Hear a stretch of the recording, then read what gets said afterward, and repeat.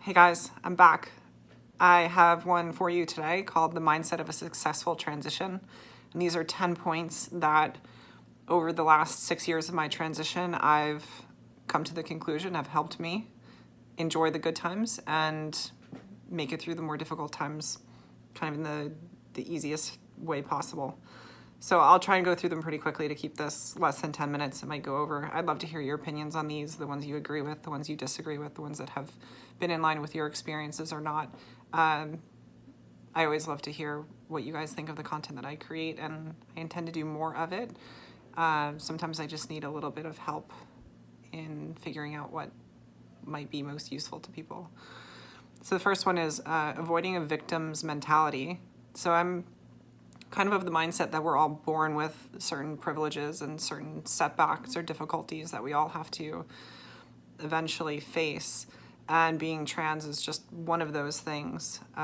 If you look at your life in its totality, I think it can be difficult to say that you're disadvantaged in every conceivable way. I mean, hopefully that's not the case. So the truth is that you being trans is just one aspect of your life that is perhaps a difficulty. But looking at it as the scapegoat for most or all of your problems is definitely not the right way to go. The fact of the matter is that you can't change that you're trans. And so you have to ask yourself, how do I frame this best in my own mind so that it is less of a liability and more of an asset or an advantage? And how can I use my transness to help me live the best version of my life? So it's important to acknowledge injustice and acknowledge the bigotry that exists and acknowledge the inequality out there, but don't let your focus become singular on these things. You'll end up jaded and resentful, and you'll forget to look for grace and kindness. And in situations that are ambiguous, you'll end up tending towards suspicion of bad motivation or bad intention in other people. And that will just make your life more difficult and your transition significantly more difficult. Second point, escape the echo chamber. Seek lots of opinions. So I think it's really important to recognize that there can be dangerous ideas on the far left and also on the far right. And that you need to challenge your assumptions and not take anything as gospel. Decide for yourself. If you find yourself believing anything dogmatically without a really clear understanding of all of the reasons why you feel that way, you're doing yourself a disservice, and you may be falling into a mindset or a way of thinking that is really disadvantageous to you. Number 3, don't compare your journey to others. I know on Reddit and YouTube and Instagram, especially, our trans passing or our trans timelines, there can be a tendency to see kind of the best results at that person's particular moment in their transition, and then to evaluate yourself against that based on where you currently are. And it's great to look at those things as inspiration or, potentially as what things could be, but comparing yourself to them directly on a consistent basis is not a great idea. It's just kind of an extension of the fact that people put the best version of themselves online as much as they can. And what you end up seeing are the most flattering angles, the best lighting.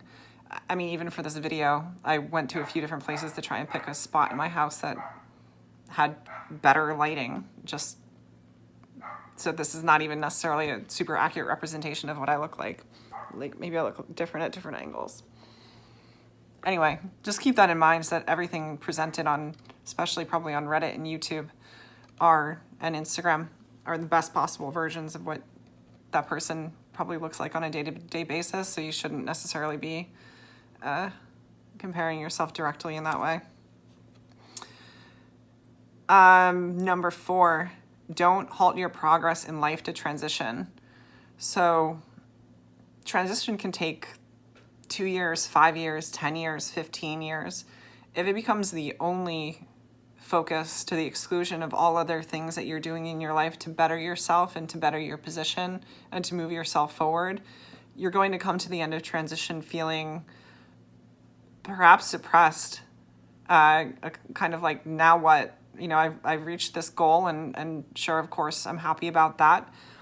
But if you don't have a life after the fact, I think you may find yourself not seeing all of the value and the hard work you put into transition. So along the way, you really should be thinking about how to set yourself up for success as you transition, but then especially after you've finished. So think about what those hurdles will be, and try and plan for them. Number 5, surround yourself with those who accept your identity as much as possible, especially early on. So building a supportive community around yourself, and sometimes this can be your family, and if it is, that's lucky and very nice. But you shouldn't constantly have to be having to defend your identity to people. Once you come out, that's kind of the biggest hurdle. Surround yourself with the people that accept who you are based on who you say you are when you come out. And try and distance yourself from people who are not accepting of that, at least in the short term, while you're still working on understanding where you were and where you're going. I think that can be an extremely important thing. I think sometimes people are hesitant to let go of existing relationships that are maybe toxic to them at especially at earlier points in their transition. And not only can they not deal with them really well emotionally, but they don't have the emotional bandwidth to be able to perhaps behave in a way that might make their transition easier for the people who are having a difficult time with it, and inadvertently end up pushing those people further away or alienating themselves in ways that they maybe wouldn't have had they broached the subject or come back to the person later on in their transition when things weren't so fresh and so emotionally difficult. Number 6, give yourself permission to make it up as you go along. So especially early on in my transition, and I know I've spoken about this in other videos, my goal wasn't necessarily to transition from one gender to another. It was to explore my gender through the vehicle of transitioning toward a female presentation. And it felt right all along the way, and so I just kept going.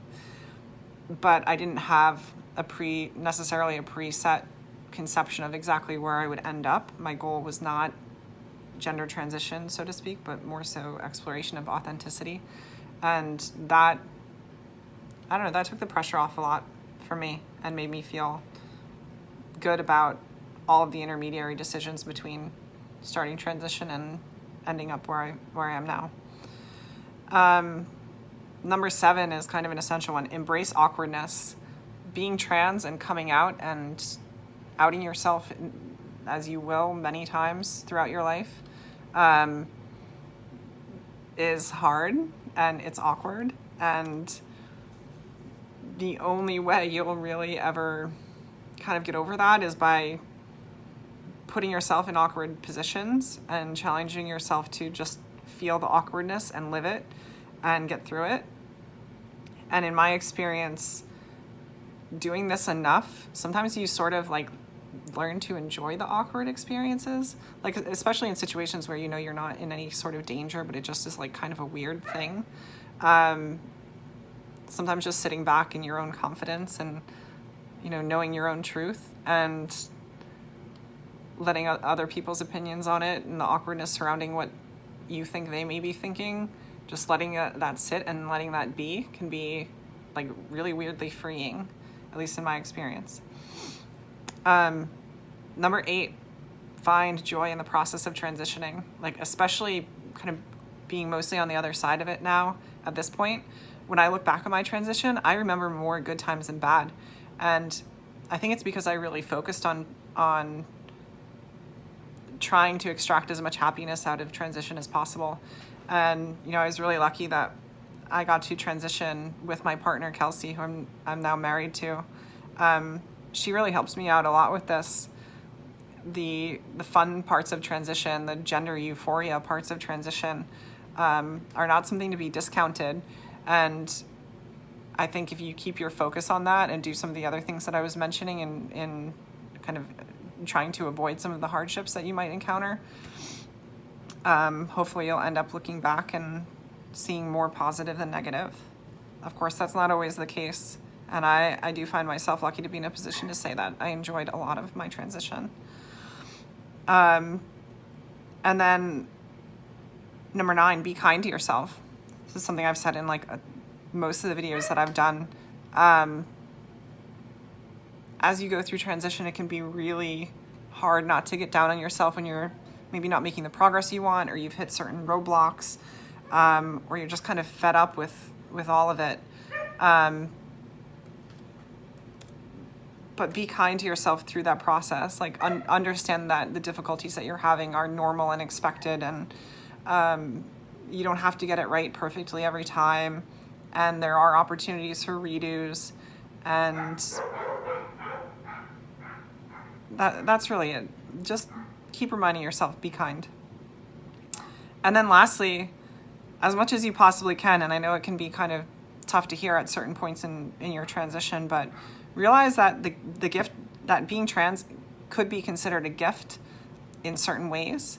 Amidst all of its pain and difficulty, you get to live a life that very few people get to live, in experiencing both genders.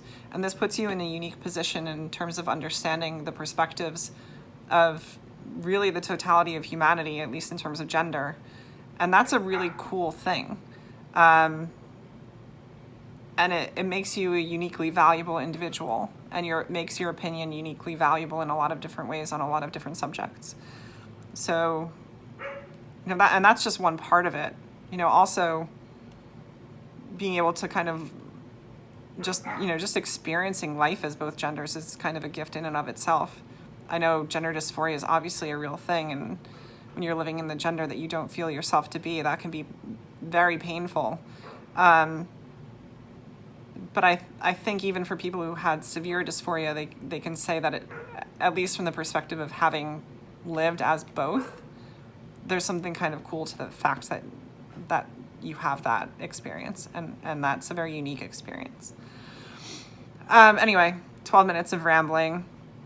Some of this was more valuable than other parts of it, I'm sure, but I just wanted to kind of get my feet wet again in doing these videos, and I'd like to start doing more soon. And you know what? I've done a ton on like being trans and my experience of being trans. I'd actually like to maybe start doing some more that are maybe a little bit more politically focused. I've noticed a ton of trans-related political YouTubers lately, and I think there's really a need for like a centrist opinion. Everything I see is either like very, very far left or like right-wing trans YouTubers, which is kind of a weird category, but I don't see a ton in between, and I think maybe I could be a voice there if you guys wanted my opinions on those sorts of things. Maybe not. I haven't done a video in a year, and I think the one before that was even a year before that, so maybe I don't have an audience here at all anymore, but any comments would be appreciated, and yeah, I hope this helps someone. Anyway, thanks guys. Bye.